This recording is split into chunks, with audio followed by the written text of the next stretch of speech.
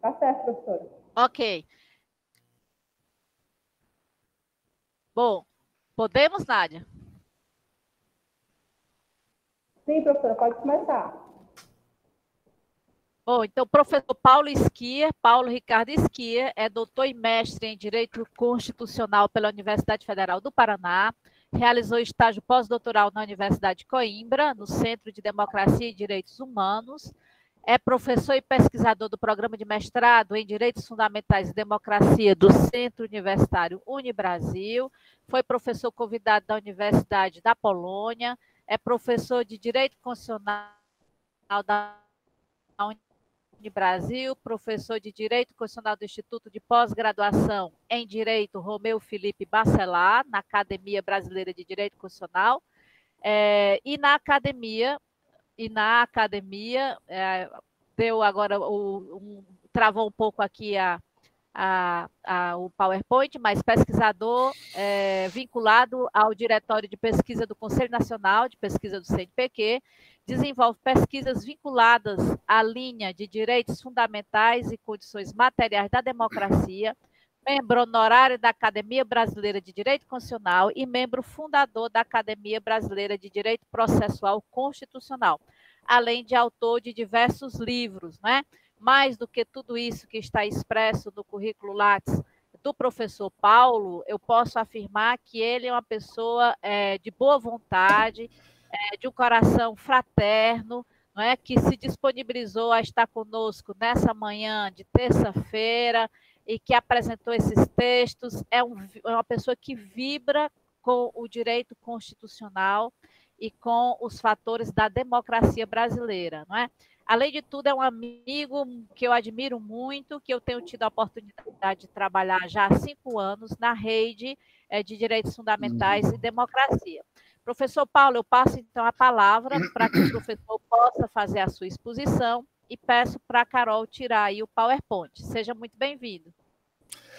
Muito obrigado, Gina, pelo convite. Bom dia a todas e a todos. É uma alegria muito grande poder conversar com vocês nessa manhã, especialmente no PPGD da Unifor, que é um dos programas de referência do Brasil, altamente qualificado, não só por conta do imenso número de pesquisadores, da qualidade dos seus docentes, mas também nas oportunidades em que eu tive de conversar com mestrandos, com doutorandos da Unifor, sempre eu tive a grata alegria de encontrar pesquisadores muito qualificados. Então, isso faz uma enorme diferença. E principalmente no caso de vocês, aí tendo a professora Gina no comando, professora Gina, além dessa pessoa querida, dessa pessoa que une, dessa pessoa que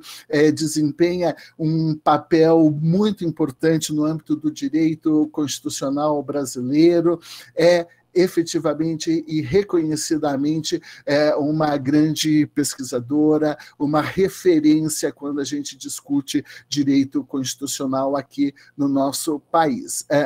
Quero nessa manhã falar com vocês, né, trazer algumas ideias, participar aqui muito mais num esquema de bate-papo. Eu quero que vocês fiquem bastante à vontade para poder participar, interromper, trazer seus questionamentos, porque a minha ideia é de estabelecer aqui uma interlocução, estabelecer um diálogo em relação a uma pesquisa que ainda está em andamento, né, mas que, apesar das conclusões não estarem ainda muito bem estabelecidas, não estarem muito bem definidas, eu entendi que seria relevante, então, trazer aqui para vocês alguns dados, trazer aqui para vocês algumas informações, mas, acima de tudo, trazer para vocês algumas reflexões, independentemente dos resultados finais, porque esse processo de caminhada da pesquisa, em que a gente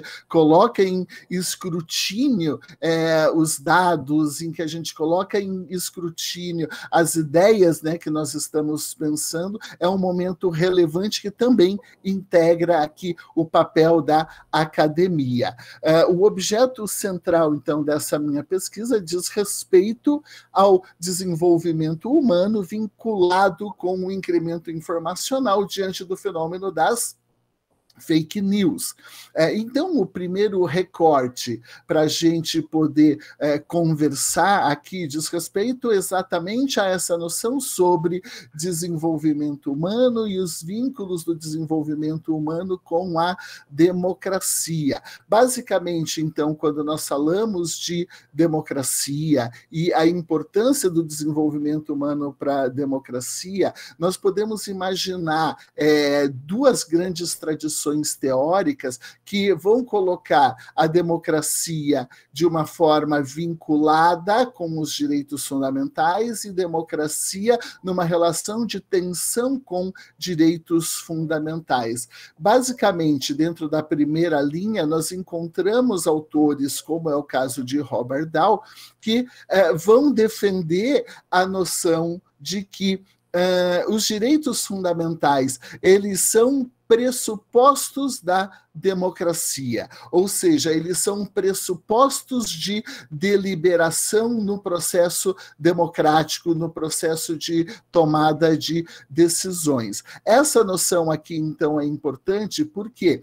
Porque ela nos permite, principalmente num contexto de constitucionalismo pós-Segunda Guerra Mundial, em que nós falamos de uma democracia deliberativa, assumir aqui, então, que a democracia não se trata apenas de um processo de decisão vinculada à regra majoritária ou ao princípio majoritário, porque nós sabemos que simplesmente a formação de maiorias, a tomada de decisão por maiorias, não garante o que nós exigimos no constitucionalismo pós-Segunda Guerra Mundial, uma racionalidade substancial. Eu costumo fazer um exercício com os meus alunos em que eu digo assim, gente, vamos fazer uma votação, e nessa votação vocês vão ter que escolher se vocês vão para Colombo ou se vocês vão para o Havaí. E, normalmente, por quase unanimidade, sempre ganha o Havaí. Daí eu pergunto, por que vocês querem ir para o Havaí? Ah, não, ninguém quer ir para Colombo, porque Colombo é uma cidade aqui da região metropolitana de Curitiba e, afinal de contas, a gente prefere fazer uma viagem para o exterior. Daí eu falo assim, ok, como a maioria decidiu, essa decisão ela é uma decisão racional? Eles falam, claro que é uma decisão racional, claro que é uma decisão democrática. E daí eu digo para eles, mas eu não estou falando de Colombo na região metropolitana de Curitiba, eu estou falando de Colombo, capital do Sri Lanka. Daí todo mundo, prof, então vamos votar de novo, a gente não tinha essa informação.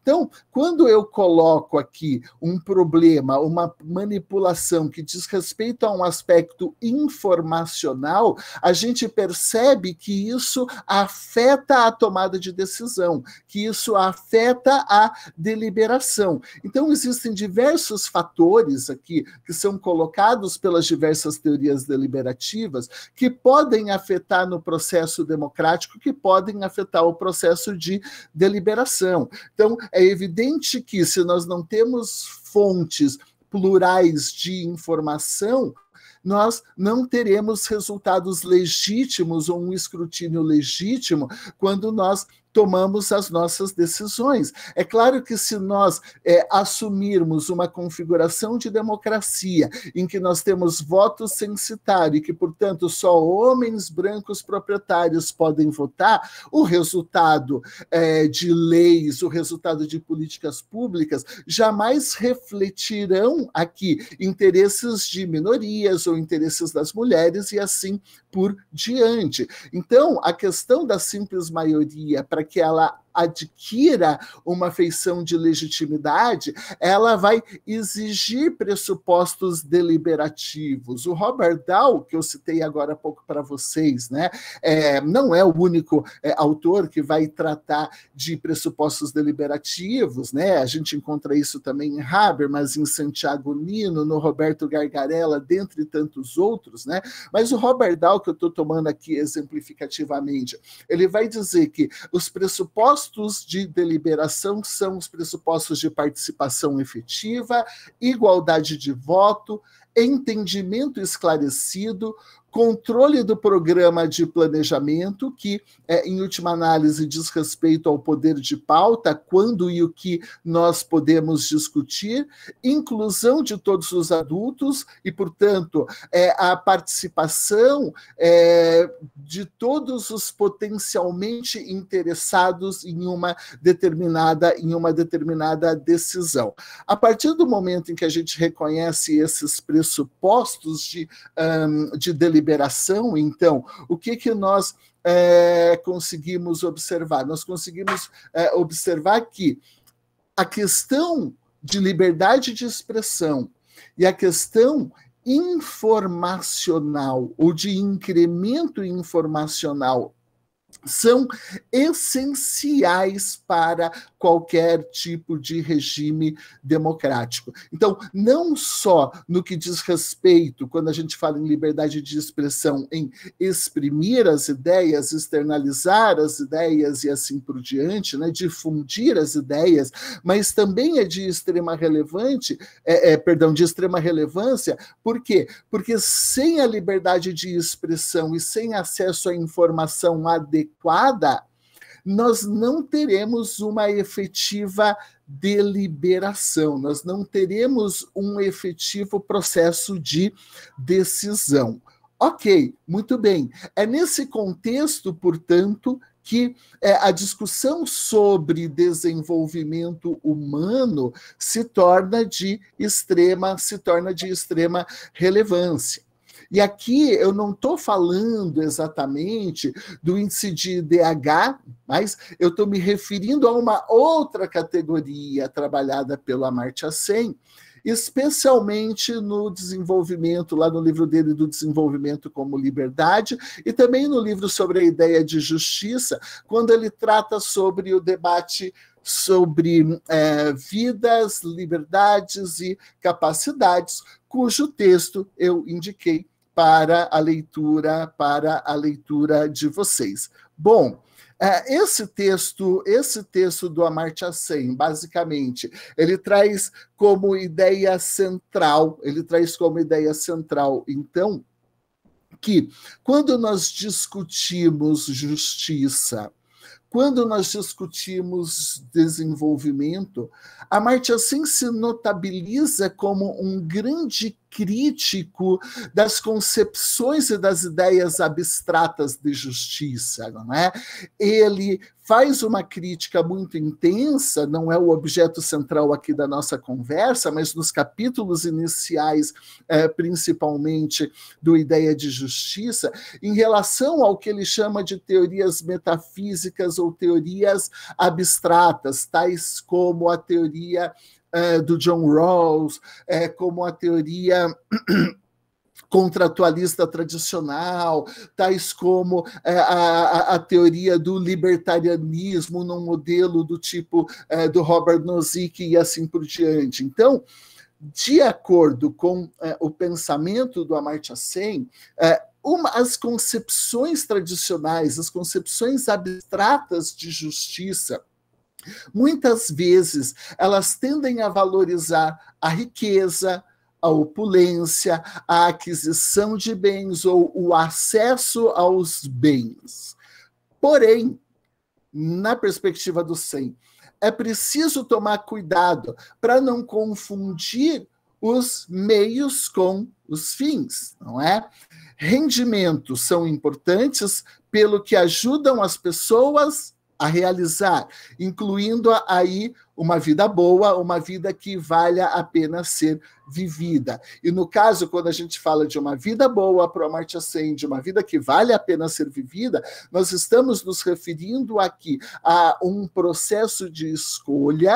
Eu quero salientar isso, e esse é o objetivo central desse primeiro momento da conversa, de um processo de escolha que parte dos próprios indivíduos num contexto de liberdade. Por isso que, para o Amartya Sen, devemos nos preocupar, então, não apenas com a vida que conseguimos levar, mas também com a liberdade que realmente temos para escolher entre diferentes estilos e diferentes modos de vida. Então, nesse contexto aqui, a liberdade ela é um tanto quanto valiosa para o pensamento seniano, porque ela dá maior oportunidade de buscar os nossos objetivos, ou seja, em outras palavras, nós valorizamos, e também porque a liberdade, quando a gente vai discutir parâmetros de justiça e democracia,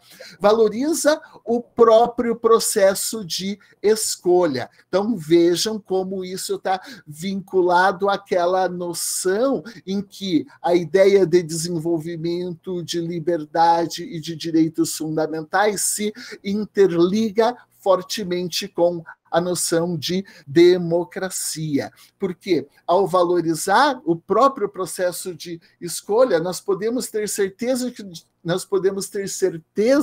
de que nós não estamos sendo forçados a algo por causa de restrições impostas por outros ou por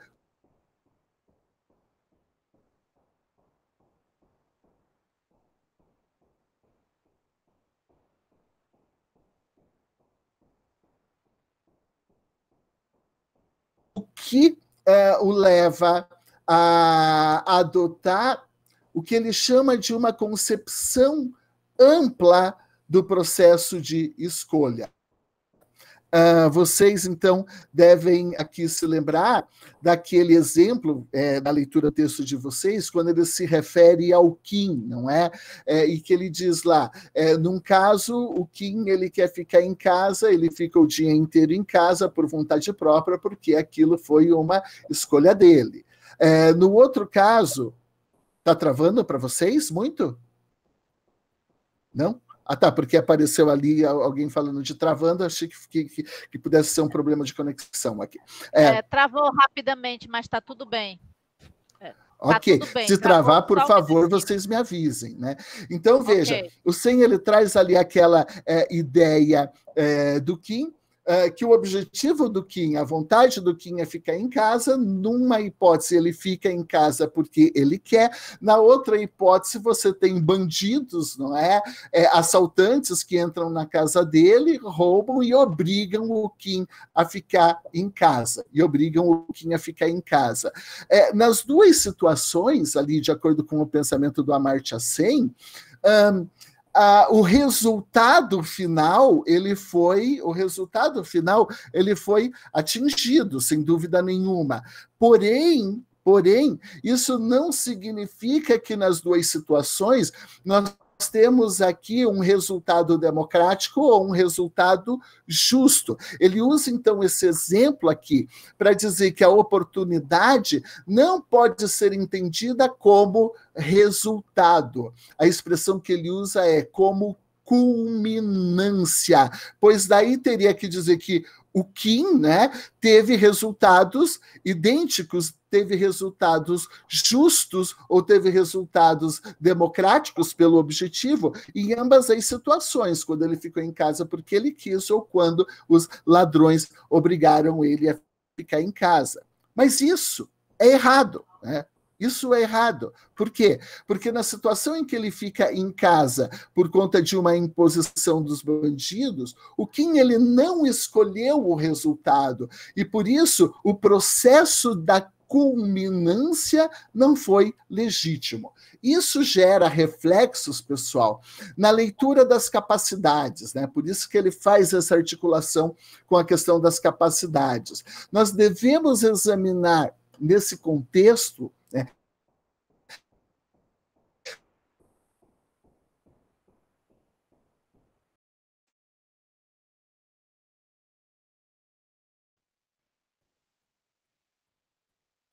Congelou um minutinho, Paulo.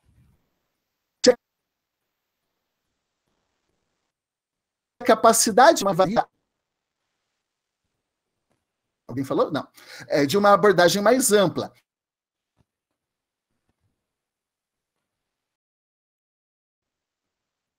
Paulo está congelando. Que a pessoa, que o sujeito exatamente poderia escolher, se torna um tanto quanto relevante. Então, como o Amartya Sen ele opta por essa abordagem ampla, a sua teoria da justiça, que é também, ele vai deixar claro isso num momento posterior desse livro, mas também lá no Desenvolvimento como Liberdade, que é também uma teoria da democracia, ele dá um enfoque com bastante destaque ao que ele chama de situação informacional. Essa questão, então, da situação informacional, do incremento informacional, agora, então, já partindo para o final desse primeiro momento da minha fala, né? Ele traz alguns dados, algumas situações relevantes. Por quê? Porque o processo de decisão sobre alternativas, né, exige esse foco informacional. O que importa não é apenas olha só, utilidade ou os recursos, mas a capacidade baseada na liberdade, né, onde a vantagem individual é julgada pela capacidade de uma pessoa para fazer as coisas que ela tem razão para valorizar. Então, o foco é a liberdade que a pessoa tem para fazer isso ou a liberdade que ela tem para fazer aquilo. Coisas que ela pode valorizar fazer, coisas que ela pode valorizar ser. Notem que a Amartya Sen ele não impõe, inclusive ele vai discutir isso melhor no capítulo subsequente, ele não impõe, ele é bastante cético por vezes em relação à própria ideia de Estado social, que vai definir como fins do Estado a garantia aqui de certas culminâncias, de certos resultados e assim sucessivamente. Para ele, o relevante é o foco informacional em que a própria pessoa, não sem razão, o Amartya Sen é um autor liberal, não é? Em que a própria pessoa dotada, provida das informações adequadas, ela vai fazer essas escolhas em relação à vida que ela valoriza levar. Então, esse foco informacional é relevante para julgar e comparar vantagens individuais globais. Nessa teoria, então, da justiça do Sen, por ter foco na liberdade, ela não interfere na decisão sobre o que cada um vai definir em termos de vida boa. Por exemplo, para o Amartya Sen, não teria sentido nenhum a definição de uma política pública, vamos imaginar, que garanta a renda mínima para todos de uma sociedade Hare Krishna que fez voto de pobreza. Ou então, por que isso, né? Porque isso não incrementa a capacidade deles. Assim como não faria sentido você estabelecer uma política para toda uma população indígena. Isso na ideia do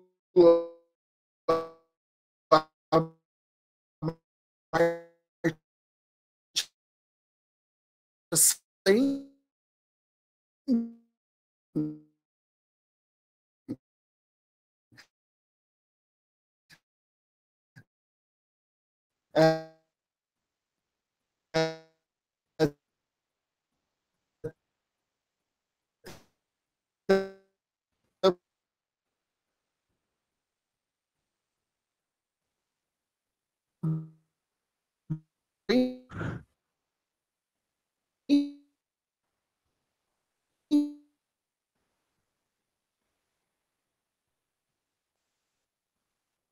essa valorização do processo de livre escolha, né? Esse processo em que, com informações de forma comparativa, né, informações adequadas, informações de qualidade, a própria pessoa pode tomar suas decisões.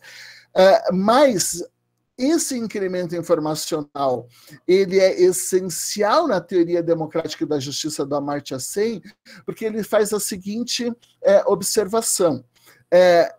Se não tiver incremento informacional, nós poderíamos conceber como legítima uma sociedade, uma comunidade em que mulheres que vivem, vamos imaginar, em culturas altamente machistas, escolhessem viver dominadas ou aceitassem um papel inferior aos homens nessa sociedade, porque, afinal de contas, isso se trata, em muitas sociedades, realmente, de um dado cultural. E algumas pesquisas, inclusive, já mostraram que, mesmo no Brasil, nós temos movimentos extremamente conservadores, e pesquisas foram feitas em que várias mulheres mostram e manifestam que não, o lugar de mulher é em casa, a mulher deve obedecer ao marido, aquela concepção do papel feminino que nós tínhamos ali antes da década dos 50, principalmente, né? Dentro de determinadas estruturas, sociais. A Amartya Sen diz, o fato das mulheres, então, acharem, ou de boa parte das mulheres acharem que o papel dela é um papel inferior, significa que é justo simplesmente porque elas escolheram? Não. Por quê? Porque em boa parte dessas culturas não ocorre uma circulação de informações adequadas em que essas mulheres tenham condições de saber comparativamente como as mulheres de outros lugares, de outros países, de outras sociedades vivem, e por isso a situação é normalizada, ainda que escolhida, não é necessariamente justa. Ok, controlando meu tempo aqui. Tá. Muito bem. Isso, então, essa questão do incremento informacional, ela está vinculada, ela que é central à democracia, ela que é central aos processos decisórios, ela está, então, muito vinculada ao contexto da liberdade de expressão e do direito de informação. Então, quando a gente vai revestir esse discurso da filosofia, esse discurso da teoria democrática, em como ele se plasma juridicamente, nós vemos isso tanto pela recepção do direito fundamental ao desenvolvimento, do princípio do desenvolvimento inclusive, no artigo 3º, quando fala em desenvolvimento nacional, que contempla não apenas um desenvolvimento aqui naquele sentido clássico, desenvolvimentista, econômico do século passado, mas um desenvolvimento que implica em redução de desigualdades, e a redução de desigualdades aqui, ela exige esse debate sobre liberdade de expressão e incremento informacional, mas também pelos próprios direitos fundamentais, a configuração de direitos fundamentais. Muito bem. Então, essa discussão ela está vinculada, como eu disse, nesse contexto normativo, especialmente ao que me interessa aqui, da liberdade de expressão. A liberdade de expressão, tanto nos documentos internacionais quanto nos documentos internos, ela, em regra, recebe uma proteção bastante ampla, só para a gente ter aqui uma noção, ali no contexto da Convenção Europeia dos Direitos Humanos, o artigo 10, ele vai dizer, vou ler aqui, pegar a colinha, o que ele diz? Aqui. Ele diz assim, qualquer pessoa tem direito à liberdade de expressão. esse direito compreende a liberdade de opinião e a liberdade de receber ou transmitir informações ou ideias sem que possa haver ingerência de quaisquer autoridades públicas e sem considerações de fronteiras. O presente artigo não impede que os Estados submetam as empresas de radiodifusão, de cinematografia ou de cinema, né, ou de televisão a um regime de autorização prévia. No contexto que nos interessa mais do Pacto de São José da Costa Rica, né, a redação ela é bastante parecida. O artigo 13 diz que toda pessoa tem direito à liberdade de pensamento e de expressão. Esse direito compreende liberdade de buscar, receber, difundir informações e ideias de toda a natureza, sem consideração de fronteiras, verbalmente ou por escrito, ou em forma impressa ou artística, ou por qualquer outro processo de escolha. Ora, o que dá para perceber aqui é que todos os documentos internacionais, quando eles tratam da liberdade de expressão, eles desdobram a liberdade de expressão como esse direito de buscar a informação, a liberdade não apenas de difundir,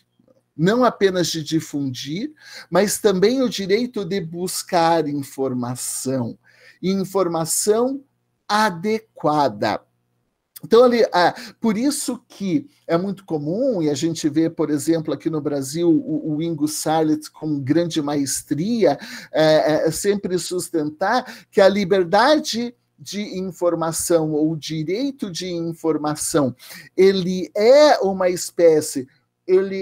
uma categoria da liberdade, né? Como se fosse uma espécie de contraface aqui da liberdade de expressão. Então, há essa ampla proteção à liberdade de expressão, que inclui também o direito de informação em todos os documentos, inclusive na jurisprudência, inclusive na Constituição Federal de 1988, mas, ao mesmo tempo em que há o reconhecimento amplo da liberdade de expressão, há também o reconhecimento natural de que esses direitos não são absolutos. E aqui, então, a gente vai caminhando para um segundo momento da nossa conversa, né? Por quê? Porque há, tanto no cenário internacional quanto na construção da dogmática dos direitos fundamentais, no plano do direito constitucional propriamente dito, o reconhecimento de que direitos fundamentais eles são restringíveis.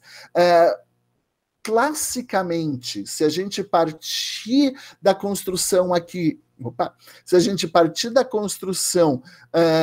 do direito internacional, normalmente, quando falamos em limites à liberdade de expressão, e esse é sempre um debate muito polêmico, né? Tradicionalmente, esses limites consensualmente reconhecidos são a vedação ao discurso de ódio. Isso aparece em todos os tribunais internacionais e quase todos os tribunais nacionais, a vedação ao discurso de ódio, a vedação de discursos negacionistas do Holocausto, né? A incitação à violência, incitação ao terrorismo, abuso de crianças e violação de propriedade intelectual. Então, quando tratamos de discutir, de reconhecer a existência de limites ao direito de liberdade de expressão e ao próprio acesso à informação, nós sempre vamos nos deparar com esses parâmetros que são parâmetros consensuais. Vedação de discurso de ódio, negação de holocausto, incitação à violência, terrorismo, abuso de crianças e violação de propriedade intelectual. É claro que existem outros limites. Né? Existem outros limites. Os próprios documentos internacionais, né, eles vão dizer, eles vão autorizar que os estados poderão estabelecer limites em termos de circulação de informações e acesso a informações quando estiver em jogo questão de segurança nacional, questão de segurança pública, mas daí deverá existir uma legislação específica dentro de cada estado definindo isso. Quando estiver em jogo questões que dizem respeito à proteção da saúde pública, que tem se tornado muito relevante nesse nosso contexto de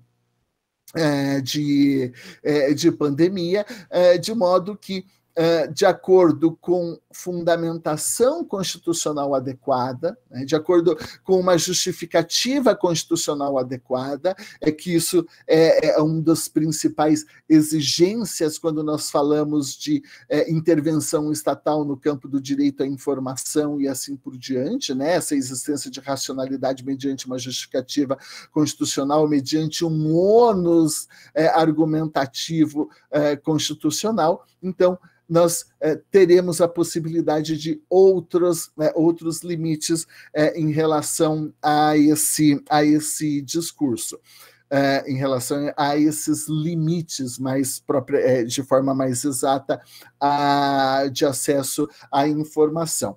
Boa parte do arsenal normativo, então, que nós temos quando discutimos limites à informação e limites à liberdade de expressão, foi construído antes do advento da internet, antes de plataformas como o Facebook, Instagram, Twitter, YouTube, WhatsApp. Né? Então, a forma como os tribunais eles construíram esses limites à informação e à circulação de informações, eles não se direcionavam propriamente para esse fenômeno global aqui da internet, da rede mundial de computadores. E a questão é, e agora, quando a gente fala de liberdade de expressão, quando a gente fala de direito de informação, de incremento informacional, num contexto de internet, nós tivemos avanços ou nós tivemos retrocessos? Diante desse quadro, a internet normalmente, né, pelos pesquisadores, ela é compreendida de uma maneira um tanto quanto contraditória. Existem aqueles pensadores, como é o caso, por exemplo, do Pierre Levy, que defendem o potencial da internet como uma ferramenta. E tantos de nós, num determinado momento, tínhamos essa ideia de que, a internet é relevante porque ela pode dar voz a minorias. A internet é relevante porque ela pode permitir aqui acesso a informações para pessoas que estavam distanciadas de fontes plurais de informação. Nós víamos ou percebíamos, tentávamos ver a internet, portanto, como um grande instrumento de realização de cidadania, de realização dos direitos fundamentais. Não sem razão, vamos imaginar, não é? Olhem a importância do acesso à internet nesse processo todo aqui que nós passamos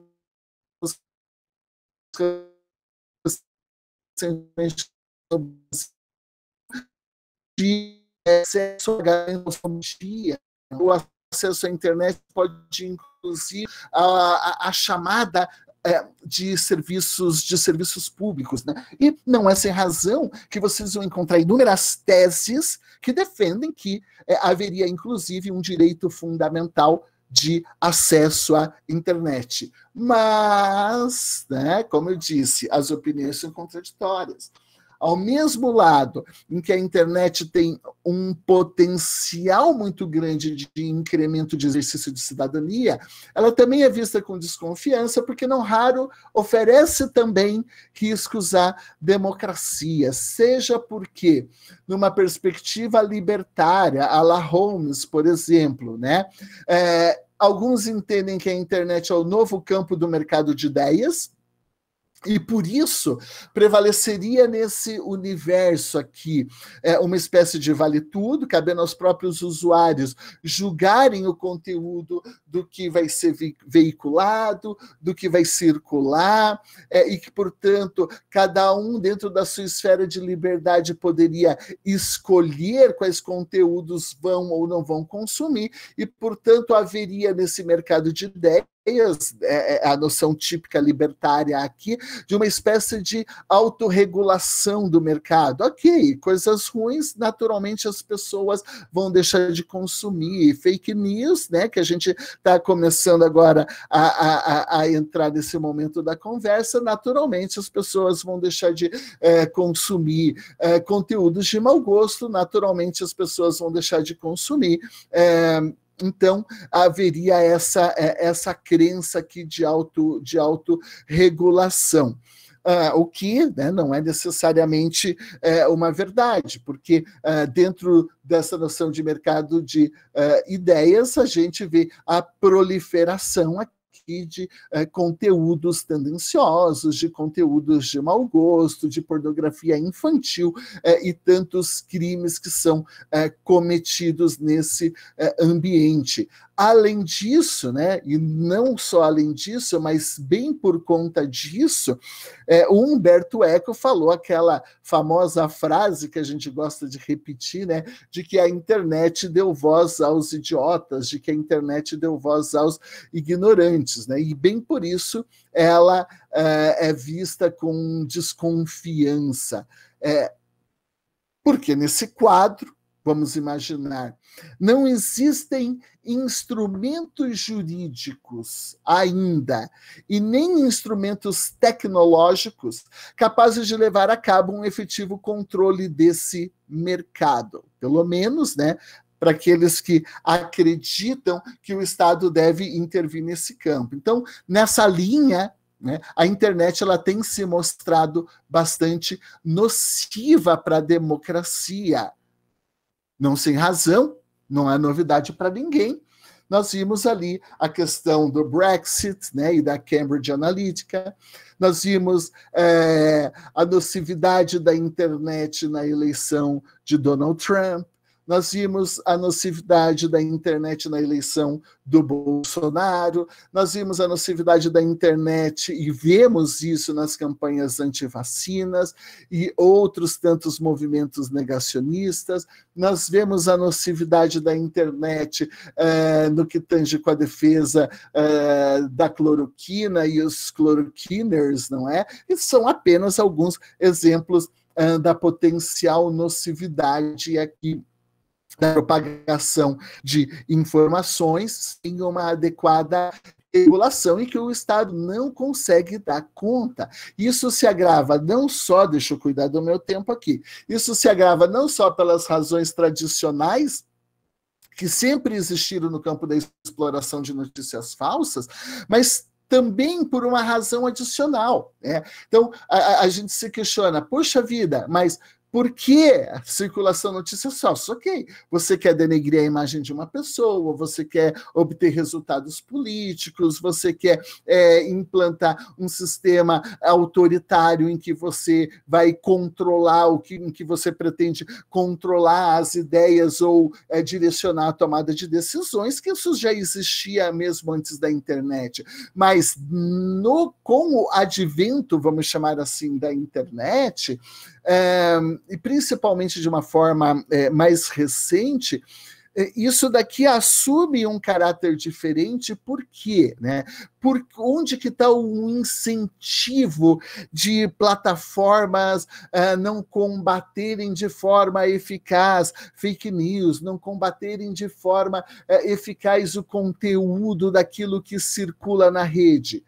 Porque nesse plano de exploração de notícias falsas.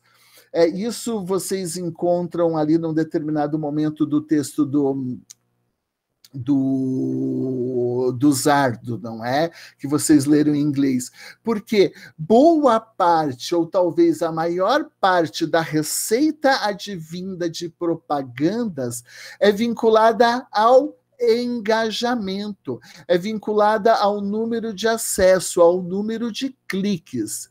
E aqui, então, gente, as pesquisas mostram que fake news circulam mais e atraem mais do que notícias reais. O índice de engajamento, quando nós trabalhamos com fake news na internet, é muito maior, Ponto. Então, isso acaba funcionando como um estímulo, né, as fake news, porque, eu tenho meu site de fake news, eu vou ter mais engajamento, logo eu vou ter um maior retorno financeiro, e não sem razão. Páginas que propagam fake news, elas têm muitas propagandas, elas têm muitas abas, elas têm muitos pop-up, né? Também quando a gente trabalha no computador. Então, você está lendo a notícia e pula ali uma propaganda, e pula ali um outro link, e pula ali outro link,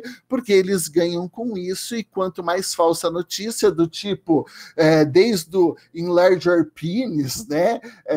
Até um emagreça tomando a pílula, ou a pílula da cloroquina, ou cure o câncer tomando esse remédio milagroso. A quantidade, se vocês já tiveram curiosidade de entrar nesses sites de pop-ups e links e sublinks que caem, é fenomenal, porque é isso que gera o engajamento. Então, a questão da fake news não é nova? Não é nova, mas ela assume nuances diferentes, né? Porque isso é verdade. Inclusive, num programa do Café Democrático, lá no podcast que a gente tem aqui no nosso PPGD, nós já discutimos fake news, e ali o professor Bruno falava, mas fake news não tem grandes novidades, fake news sempre existiu, né?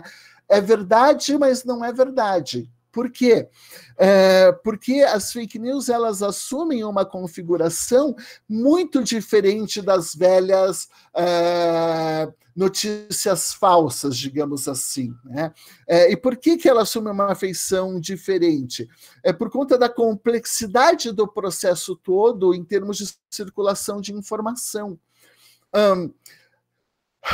O sujeito, por exemplo, então, quando a gente vai falar de fake news, a gente está falando de um processo que envolve controle do sujeito que postou a informação falsa, do host provedor, de uma audiência que é uma audiência turbinada, principalmente por se tratar de notícia falsa e gerar mais engajamento, de eventuais editores no meio do caminho, né? A gente recebe, às vezes, uma notícia e coloca uma legendinha engraçadinha, corta alguém e dá uma outra configuração, da replicação das fake news na mesma plataforma, né? Os compartilhamentos, e também da replicação em outras plataformas, né?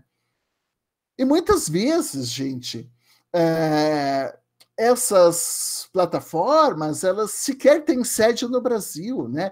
Isso sem falar do problema dos bots, e isso sem falar do problema dos algoritmos não auditáveis, que acabam gerando, nesse debate das fake news aí, o que os autores chamam de viés de confirmação, aquela história. Isso gera engajamento, isso gera dinheiro, isso gera recursos e, ao mesmo tempo, gera um dano para a democracia. Essa história, né, para quem ainda não conhece, não ouviu falar da bolha e do reforço ao viés de confirmação, é algo natural, um pouco ao ser humano, mas a internet explora isso.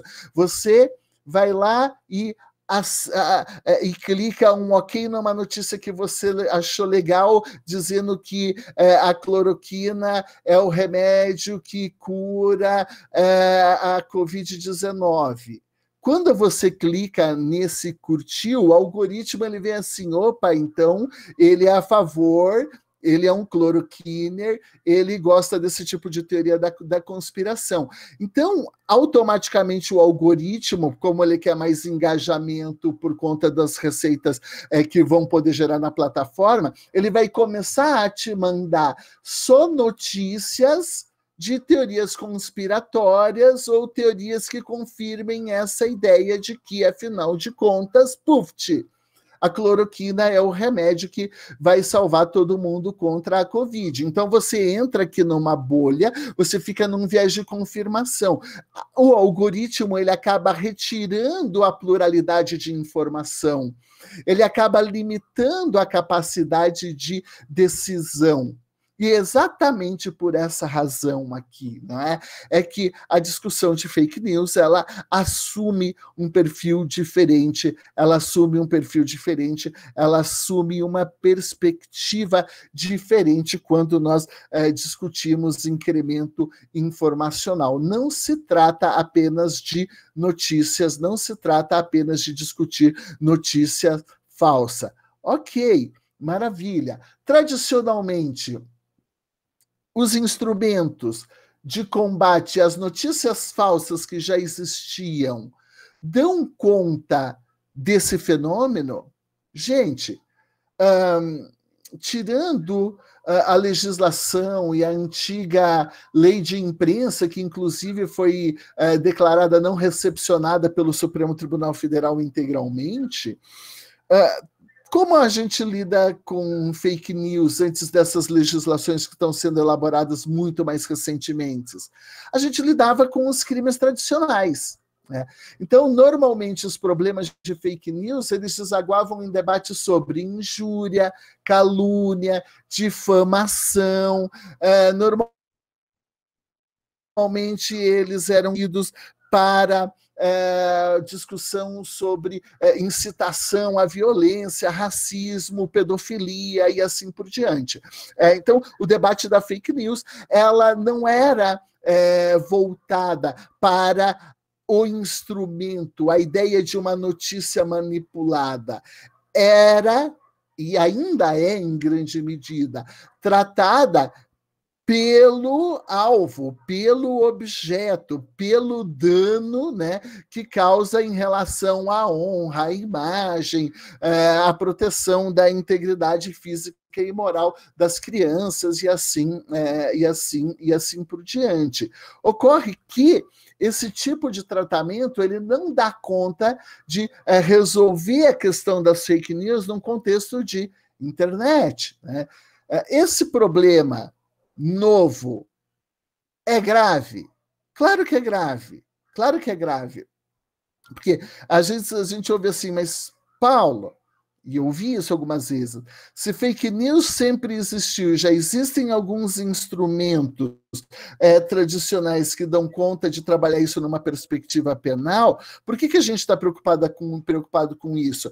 Porque esses instrumentos tradicionais, eles não conseguem dar conta daquelas peculiaridades que eu mencionei para vocês, né?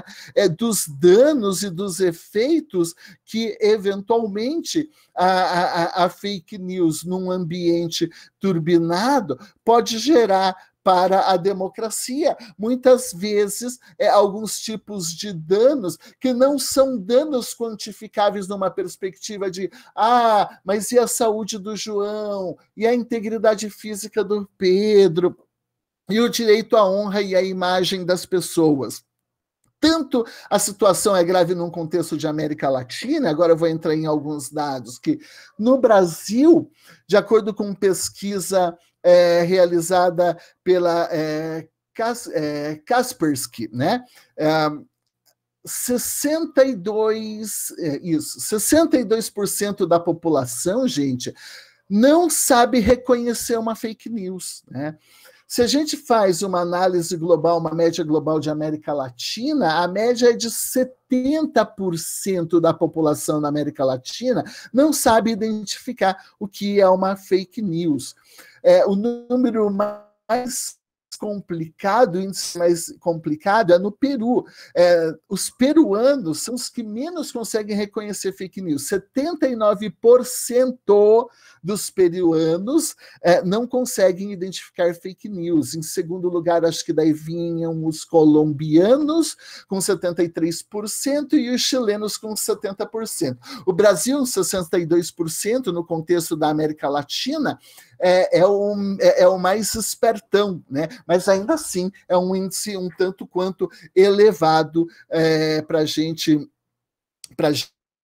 poder compreender a gravidade do fenômeno da fake news. Exatamente por quê? Porque há um pressuposto de confiabilidade em relação às informações, principalmente porque muitas vezes, né, aqui é uma nota peculiar, a fake news ela vem naquele grupo daquele seu sobrinho que você acha esperto, daquela tia que você acha inteligente, que fez a Unisquina e assim por diante. Na América Latina, gente, 20% da informação que circula sobre, pegar o exemplo do coronavírus, sobre o coronavírus, está em formato audiovisual.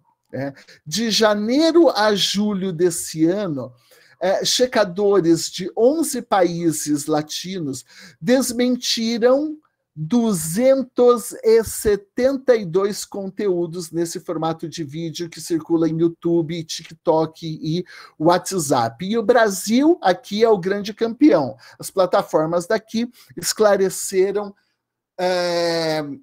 informações em relação a 110 vídeos. Então, isso é bastante sintomático. Eu não vou entrar aqui, porque também eu quero explorar algumas outras ideias antes de terminar, mas existem números, dados bastante interessantes no que diz respeito à forma de circulação, a esses índices e ao impacto desses índices no que tange com o próprio combate, à pandemia, e até mesmo a forma que ocorre esse tipo de manipulação. Mas, só para citar um outro caso, para além da pandemia, mas que também está vinculado com a questão da saúde, nós temos aqui o grave problema, né, só para apontar a gravidade disso daí, o grave problema dos antivacinas, né? Esse movimento antivacina, como é do conhecimento de vocês, ele cresceu muito no decorrer da década dos 90, quando o médico britânico, o Andrew Wakefield, publicou um estudo apontando uma possível relação entre a vacina tríplice viral e o desenvolvimento do autismo. E daí, foi-se, né? Então, a gente tem antivacinas, né? Com base nessa pesquisa, que depois ela foi mostrada como uma pesquisa equivocada, né? Uma pesquisa que não se baseava em dados fortes, em dados relevantes e assim por diante, mas a grande questão é que a ampla circulação dessa fake news trouxe como consequência, para vocês terem ideia, no Brasil, uma queda no índice das campanhas de vacinação, né? Se não me falha a memória, a última campanha de vacinação, grande campanha de vacinação que nós tivemos, tinha o objetivo de vacinar algo em torno de 90% da população brasileira, atingiu apenas 55% da população.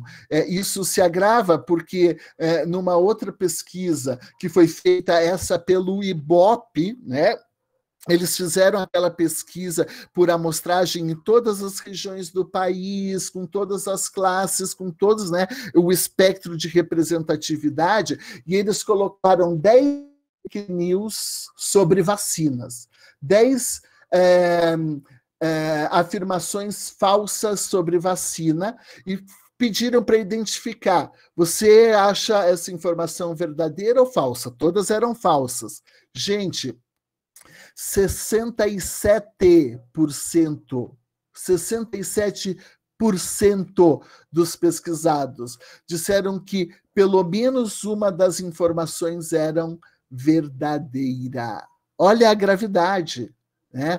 Quase 70%, então, acredita em alguma fake news em relação à vacina. Ora, então, esse quadro é um quadro de extrema gravidade. Como é que a gente resolve?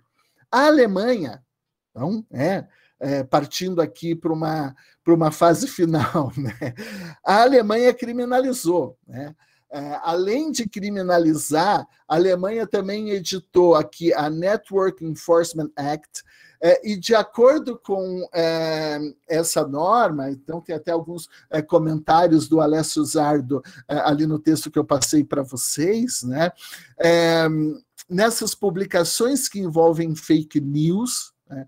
Discurso de ódio, negação do Holocausto e conteúdos flagrantemente ilegais, eles notificam o responsável para tirar o conteúdo do ar em 24 horas, e olha só, sob pena de multa de 50 milhões de euros, né? Outros países também têm seguido essa linha da criminalização, vários, mas para citar aqui na América Latina, onde isso já está mais evidente, o caso da Bolívia, e para falar fora da América Latina, o exemplo da Hungria é um exemplo também bastante relevante. E no Brasil, existem projetos de lei que querem exatamente seguir essa linha da criminalização. Ixi, e agora, funciona a criminalização? Bom, o projeto de lei mais relevante e que já está em discussão, mas foi retirado da pauta a questão de poucos meses, foi aquele projeto apresentado por um grupo que ali estava sendo liderado pela Tabata do Amaral e tinha uma certa vinculação com as próprias discussões da lei de proteção de dados. Não foi para frente. Não foi para frente por uma simples razão, porque quando se começou a discutir como é que a gente vai criminalizar o projeto de lei, ele então foi se preocupar em definir o que é fake news. E esse então é o centro nervoso dessa discussão para fins de democracia, é o centro nervoso dessa discussão e que revela toda a complexidade. Afinal de contas, problema número 1, o que é fake news? Não existe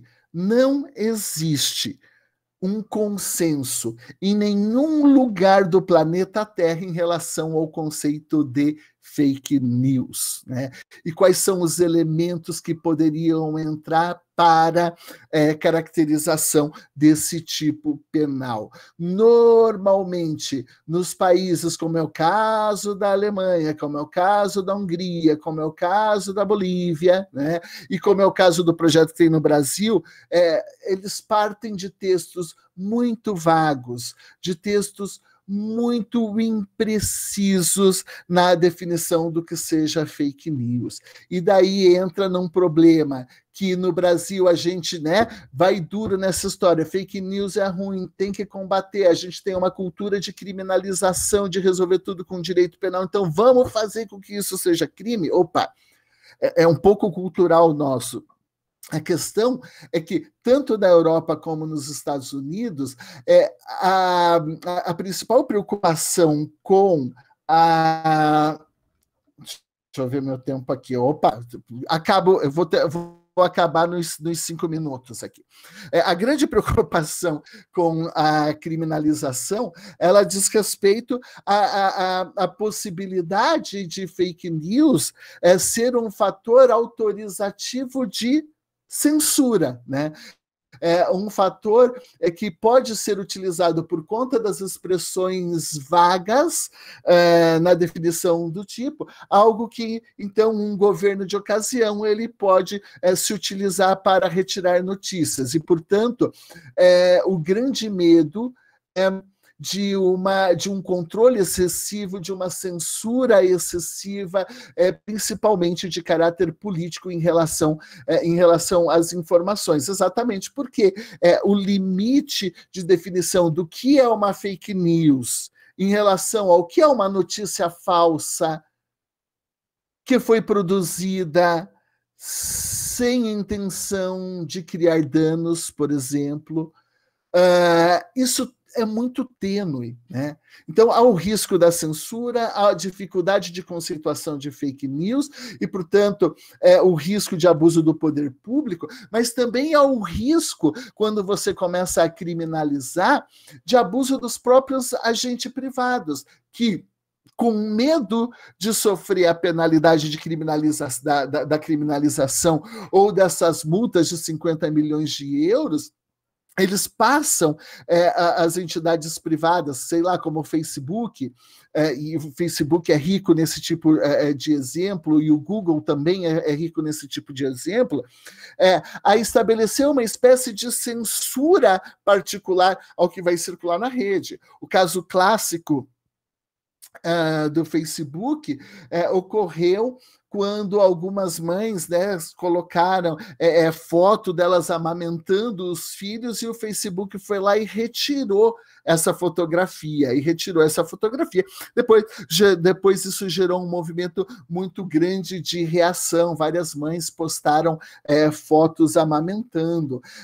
Outro exemplo disso daí, para ver como a gente não dá conta dessa brincadeira, ocorreu, e é um exemplo que aconteceu aqui com uma colega nossa que participa ali do Café Democrático, a professora Heloísa Câmara, que é professora da Universidade Federal do Paraná, que participava de uma discussão sobre antropofagia, rituais de magia negra e essas coisas todas.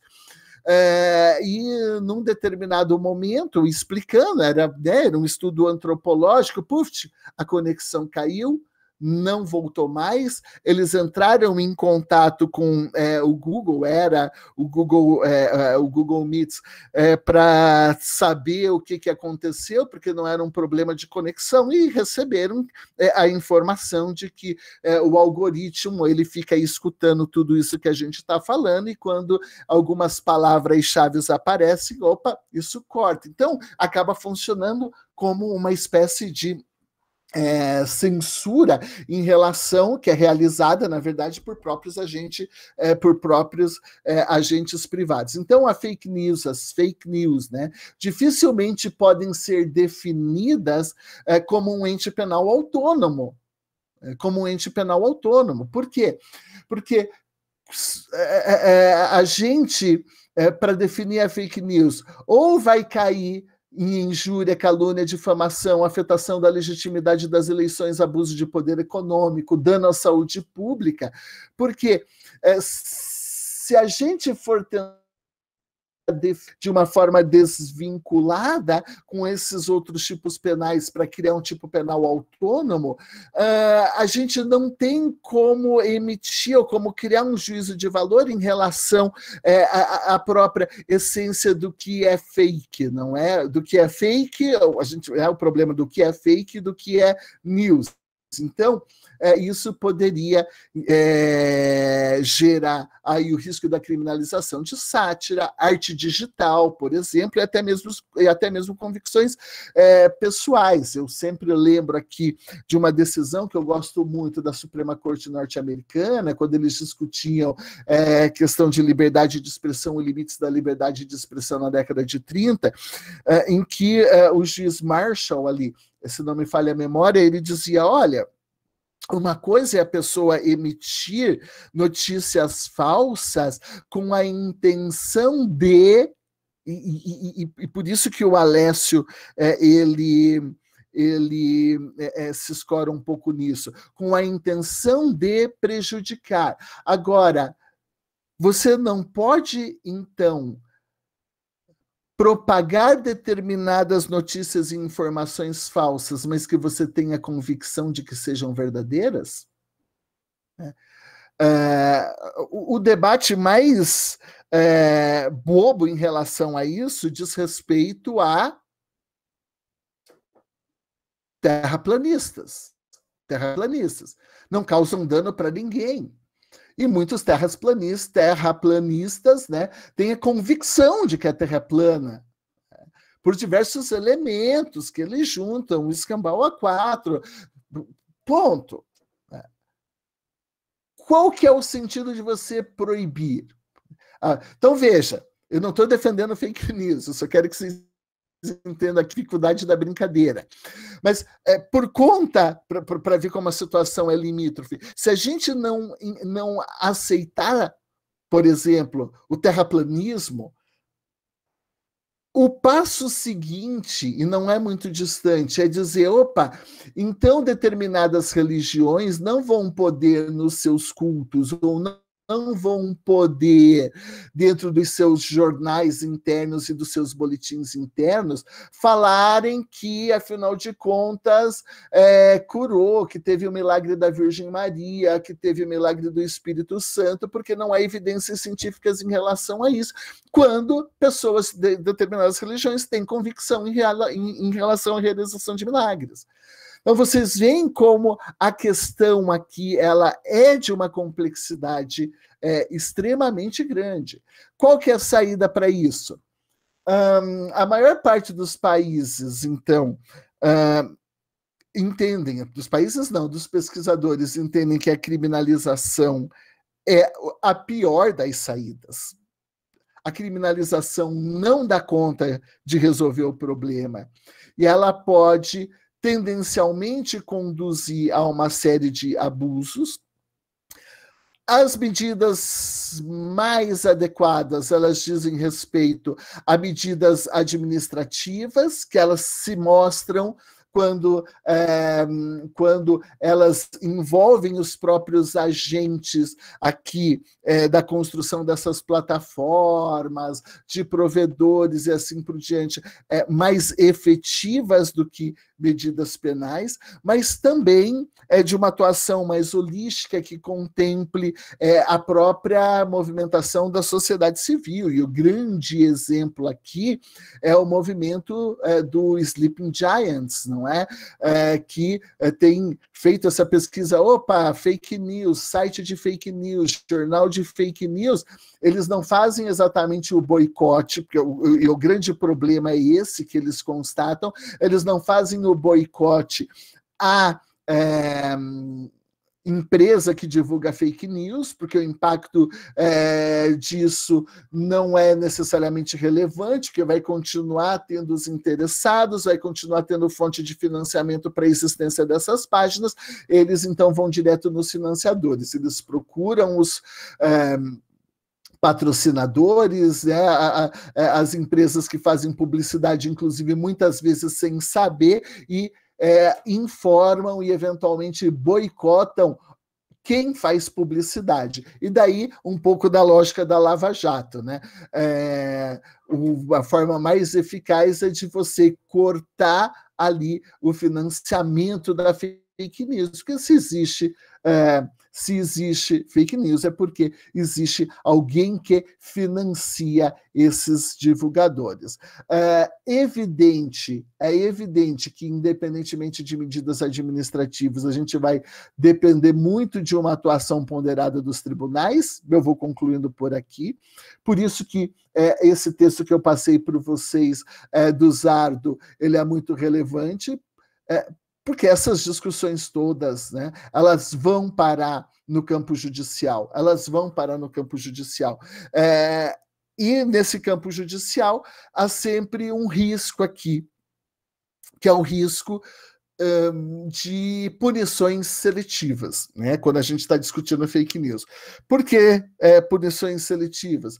Porque quando você vai pelos instrumentos tradicionais fazer uma demanda judicial em relação a uma fake news, você vai pedir para tirar aquilo da plataforma do Facebook, só que aquilo já foi para o WhatsApp, aquilo já foi para o Messenger, aquilo já foi para o TikTok, e normalmente você não consegue acionar todas as plataformas e você não tem controle da amplitude. Então, a demanda, ela acaba, e a punição, por consequência, ela acaba assumindo um caráter de seletividade, um caráter de seletividade que faz com que essas medidas sejam ineficazes.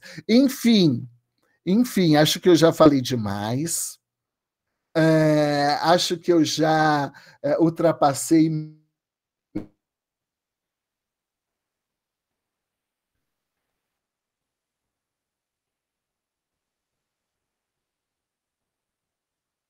fico à disposição para a gente conversar, porque daqui por diante, o que nós temos pela frente aí, né, depende de construção. A gente não tem respostas prontas e acabadas ainda nesse plano. Obrigado, gente. Obrigada, Paulo. Foi muito boa a sua exposição. Começamos esse estudo já há algum tempo também aqui na Universidade de Fortaleza. Eu estava orientando justamente uma das nossas doutorandas a saber como enfrentar o fake news, sobretudo no âmbito do Poder Judiciário, né? Porque também aquele que julga, aquele que está na situação de avaliar os fatos e às vezes de se expor, não é? Então ela fez a dissertação de mestrado dela sobre isso e agora também estava fazendo a tese dela de doutorado. Por outro lado, também nós tivemos uma exposição muito interessante sobre os textos que você indicou aí pela Ana Carolina, que é funcionária do Tribunal Regional Eleitoral, e também por uma graduanda que é a Sofia, não é? Ela também, a gente aqui agrega da graduação, a pós-graduação e os pós-doutorados. Temos aí a professora Rosa Júlia, que nos escuta, que também é nossa, faz pós-doutorado com a gente, não é? Enfim, essa temática do fake news é como você bem expôs, ela não é um tema fechado, é um tema controverso que gera muitas expectativas até quando vai esse direito à intimidade versus o poder público, não é? A liberdade de expressão, o direito de informação, e eu vou também nessa mesma vertente de pensamento que você expressou. Toda vez que se pensa sobre isso, tem essa característica do hiperpunitivismo no Brasil, que eu também não vejo como a melhor vertente. Eu penso que a defesa do conhecimento das fontes, da preparação para que o indivíduo, o cidadão, ou todos nós, para que nós possamos enfrentar essas notícias olhando e avaliando a fonte. Essa questão aí da vacina que você falou, ela é impressionante como as pessoas podem fazer um mal à coletividade. E eu vi que aí o Robério disse que escreveu para o nosso encontro lá da rede também sobre isso. É inimaginável alguém que vá fazer uma propaganda porque está sendo pago contra uma vacina que ela é essencial, pelo menos que foi passado para nós todos como essencial, né, no combate a doenças que as mães vão e tal. Essa insegurança que gera diante da própria questão de você vacinar ou não seus filhos. Então, o dano que isso pode causar. É uma manhã fantástica. Eu não sei se a gente tem alguém que quer fazer alguma pergunta específica. Você ainda tem um tempinho para responder perguntas, Paulo? Tenho, estou à total disposição para responder perguntas e para conversar, para debater, para indicar mais textos e o que vocês quiserem. Estou à disposição de vocês aí. Pronto, então eu vi que a Sofia tinha feito uma pergunta por escrito e em seguida eu passo a pergunta para o Robério, que eu também não vi se tem alguma pergunta no chat. Eu vi que a pergunta da Sofia era longa no chat. Você quer ler, Sofia? Para apresentar para o professor e depois, em seguida, passo para o Robério e para a Carol. Pode ser. Boa tarde, professor. Obrigada pela exposição. Agregou bastante. Eu queria perguntar em relação ao princípio 6º do Marco Civil da Internet, que diz respeito, que concorda também com o princípio do CGI, da inimputabilidade da rede, que responsabiliza os agentes, que a responsabilização dos agentes de acordo com suas atividades nos termos da lei. Em relação a essa antecipação judicial, antecipação da ação judicial, por meio do qual os provedores, eles tiram do ar certas postagens, exercendo esse controle antes da intervenção do Poder Judiciário. Por exemplo, o contexto das postagens polêmicas do presidente Donald Trump no Twitter, que foram retiradas, né, pelo Twitter. E aí eu queria perguntar a posição do senhor em relação a esse controle, talvez ilegítimo, dos provedores, em relação a essas postagens e essa antecipação do Poder Judiciário. Obrigada. Pronto, eu passo a palavra, então, para o Robério, para fazer em bloco, Paula, e eu te devolvo as 3 perguntas, ok? Tá bom.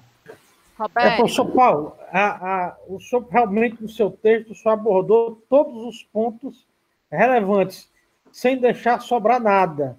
E me leva a uma possibilidade de controle disso, que, diante desse princípio da liberdade de expressão, eu considero muito difícil. Na publicidade, por exemplo, nós temos o CONAL, Conselho Nacional de Autorregulamentação Publicitária. Publicidade enganosa, abusiva, de repente sai no ar pelo controle desse conselho de classe, né? Seria a hipótese de um conselho de órgãos, de entidades como Facebook, esses que vão pela internet? Carol, você quer fazer uma pergunta, a última, sobre o texto que você apresentou? Oi, professora. Não tenho nenhuma pergunta, não. Foi muito esclarecedor a explanação do texto também. Pronto. Professora Rosa Júlia, quer fazer alguma ponderação na América Latina? Bom dia, professor Paulo. Um prazer tê-lo conosco. Eu fiquei, assim, muito empolgada com essa discussão, porque eu estudo bastante também essa questão das fake news no presidente Trump, nos Estados Unidos, etc., e que nós estamos, basicamente, indo pela mesma toada no Brasil, com o presidente Bolsonaro e alguns membros, atualmente, pessoas mais ligadas a ele. Então, eu fico me perguntando se dos limites mesmo da liberdade de expressão. Será que esses, digamos assim, agentes públicos, eles não têm um compromisso ou dever da verdade? Será que a minha convicção em dizer que a Terra é plana ou dizer que a cloroquina funciona, sem nenhum tipo de comprovação científica, será que isso é coerente com o dever público da transparência, da verdade, do cientificismo, ou será que isso é uma proposta absolutamente pré-iluminista até, de você trabalhar com o achismo, que é o que acontece hoje no Brasil? Então, a minha ponderação e a minha pergunta é isso: como compatibilizar os limites mesmo dessa liberdade de expressão, diante do próprio dever de que algumas categorias ou que alguns agentes públicos têm de se pautar pela verdade, pela transparência, e evitar, por exemplo, esse show público para transformar determinadas coisas, para tirar dividendos políticos, digamos assim, dividendos políticos, ideológicos e assim por diante. Mais uma vez, muito obrigada, e é um prazer intelectual muito grande estar com o senhor. Paulo, ainda tem mais uma que vai nessa mesma vertente, que é do Vinícius Melo, que colocou aí no chat, falando: professor, analisando a questão liberal por Amartya Sen, bem como pelo Reich, em O Caminho da Servidão, nessa perspectiva da essencialidade de informações dentro do ambiente democrático, como compatibilizar a liberdade dos indivíduos com a propagação de fake news? Melhor dizendo, seria possível ainda defender um ambiente liberal, mesmo com a ascensão do ambiente virtual e disseminação de informações falsas? Enfim, devolvo a palavra para que você faça as ponderações aí necessárias. Opa, as questões, obrigado, pelas perguntas, pela participação. As questões, elas, evidentemente, elas são centrais nesse debate, A primeira pergunta ali, em relação ao artigo 6º do Marco Civil da Internet, que funda o que a gente chama ali do princípio o princípio da neutralidade, não é? Ele é um tanto quanto problemático, e ele é também polêmico, né? Porque ele acaba, de uma certa maneira, isentando aqui o papel de provedores, ele acaba isentando as páginas e assim por diante, nesse plano de responsabilização. A questão é que há interpretações diferentes, não é? Que a partir da ideia de neutralidade, a pergunta que vem na sequência é, então, qual vai ser o papel do Estado nessa brincadeira, e se o Estado, essa que é a grande discussão, afinal de contas, ele deve interferir, em que medida ele deve interferir nesse campo, se a gente está falando, né, se a gente está falando aqui de um princípio de neutralidade. Mas é claro que essa discussão, esse debate aqui, ele é um debate que ainda está aberto, mas ele apresenta dificuldades, né? Por quê? Aquilo que eu estava falando na conversa com vocês, né? E aqui já tem um pouco de relação com a pergunta, acho que o Roberto fez em relação à autorregulação e assim por diante, né? Porque se a partir do momento em que a gente retira o princípio da neutralidade e a gente vai falar assim, ei, mas então vamos confiar na possibilidade de uma autorregulação através dessas plataformas, o que de uma certa maneira existe, né, Roberto? E Júlia, é isso? Quem me perguntou por primeiro foi a Júlia? É isso? Ou Sofia? Não lembro do nome, desculpa. Sofia, desculpa, troquei. Sou ruim, né? Vivo passando vergonha trocando o nome. Desculpa, Sofia.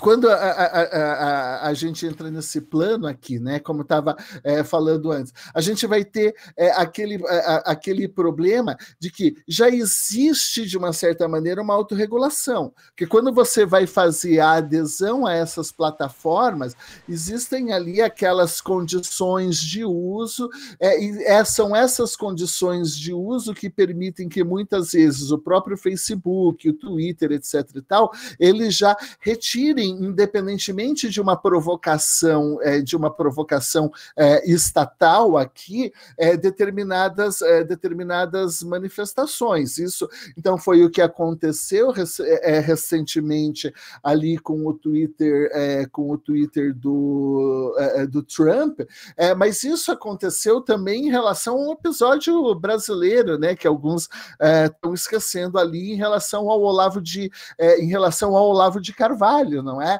Em que a PayPal, se não me falha a memória, acabou cancelando a conta dele, porque, afinal de contas, entendia que se tratava de um financiamento de discurso de ódio, de discurso negacionista de holocausto, e isso estava na própria condição de uso.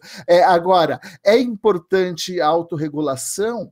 É aquilo que eu estava comentando com vocês. Como é um problema novo, como é um problema dotado de enorme complexidade e tem vários agentes, nós não vamos resolver o problema da fake news com a ação só das plataformas, só com essas políticas e termos de uso das plataformas, porque ficaria então uma espécie de controle unilateral. E quando a gente tem um controle que é unilateral, apenas o controle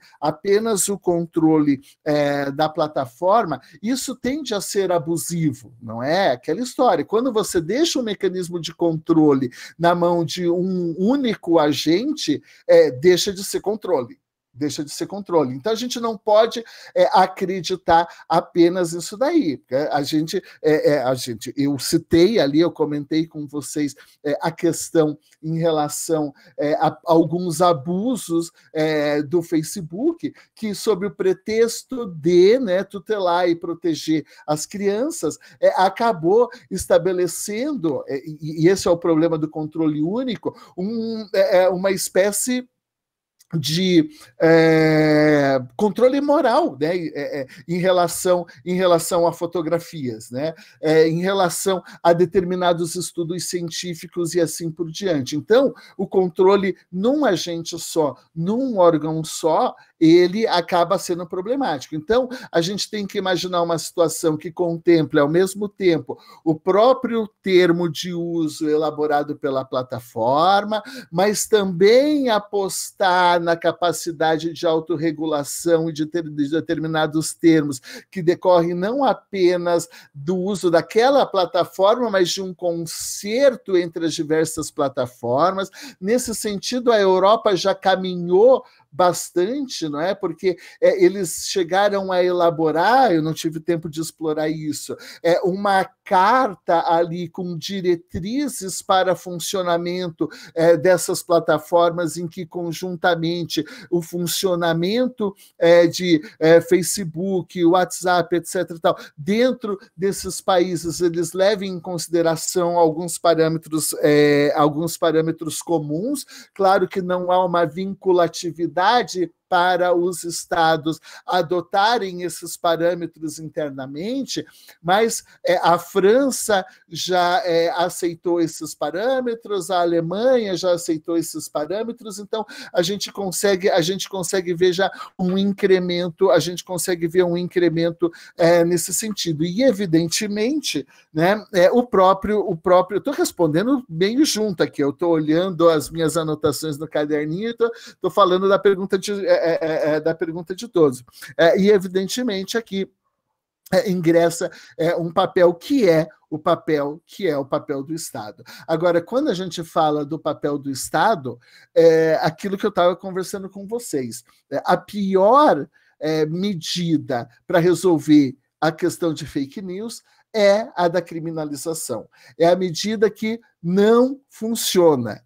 O direito penal não funciona para quase nada, né? Mas para fake news aqui, os instrumentos do direito penal tradicional, eles não dão conta, né? Eles não dão conta porque o mecanismo de responsabilização penal, ele não vai alcançar, ele vai alcançar apenas um ou outro sujeito dessa cadeia toda, né? Ele vai alcançar eventualmente o que produziu a fake news, mas daí tem o problema do editor, tem o problema do provedor, tem o problema do sujeito que compartilhou, tem o problema... E daí?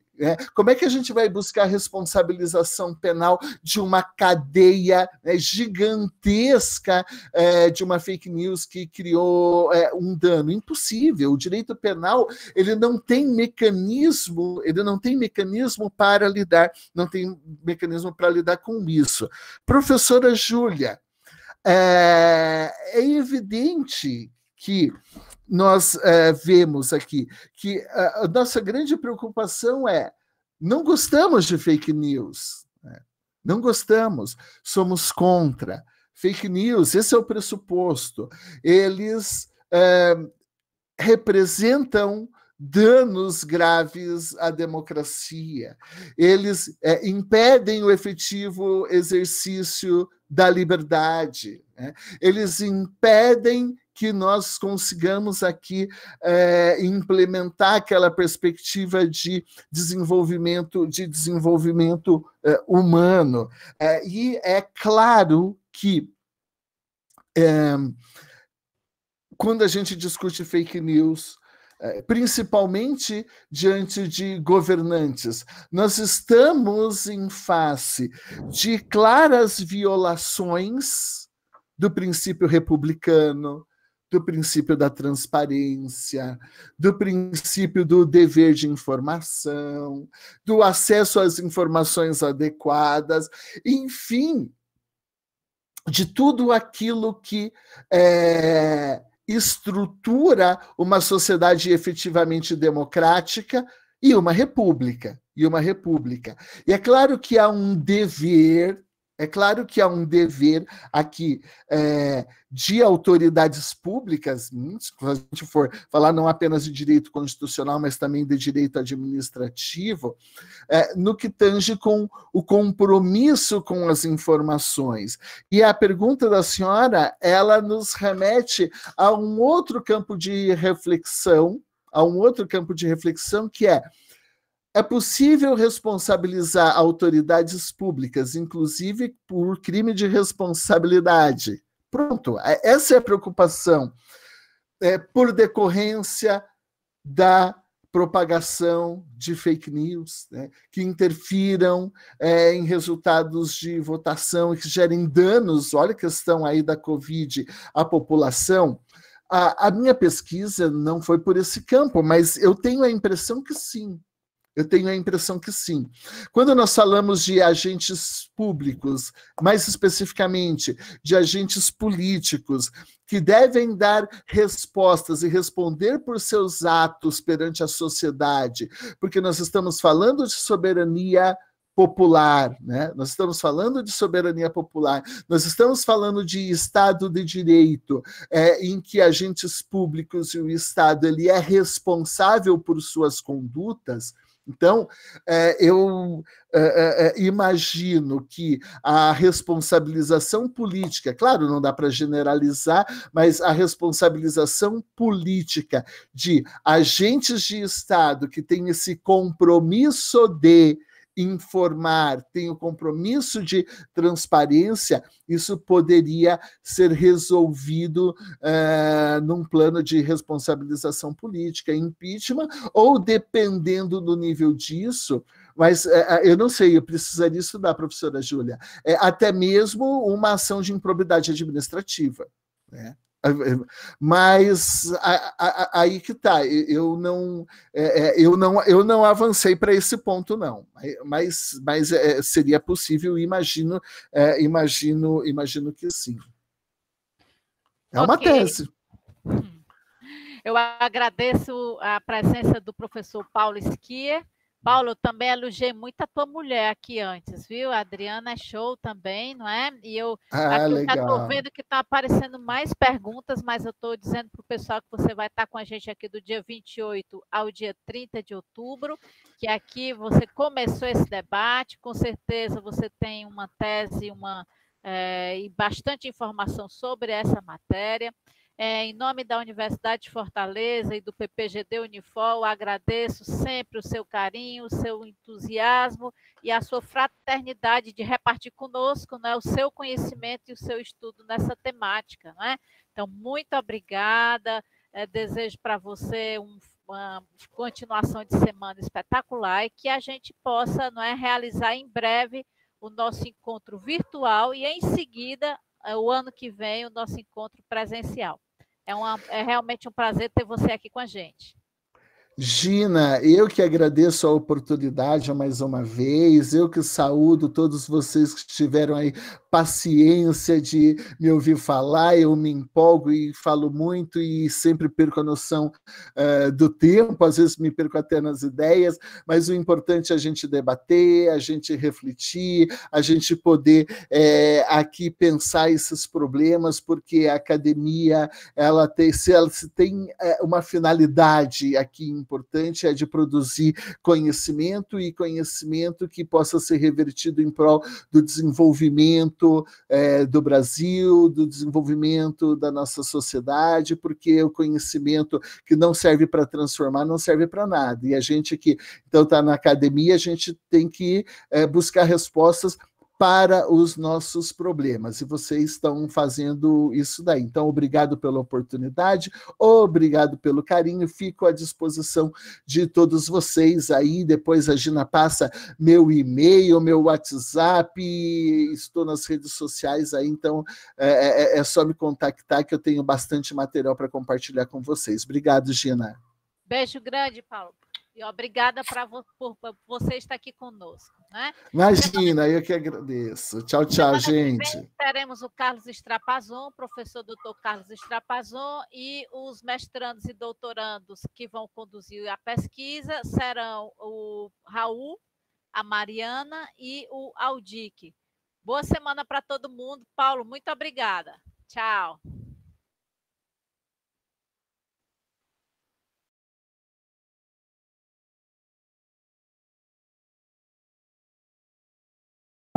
Dá tranquilo. Até mais, professora. Obrigada. Tchau, tchau, amigos. Até mais. Até mais. Tá. Até a próxima terça. Próxima.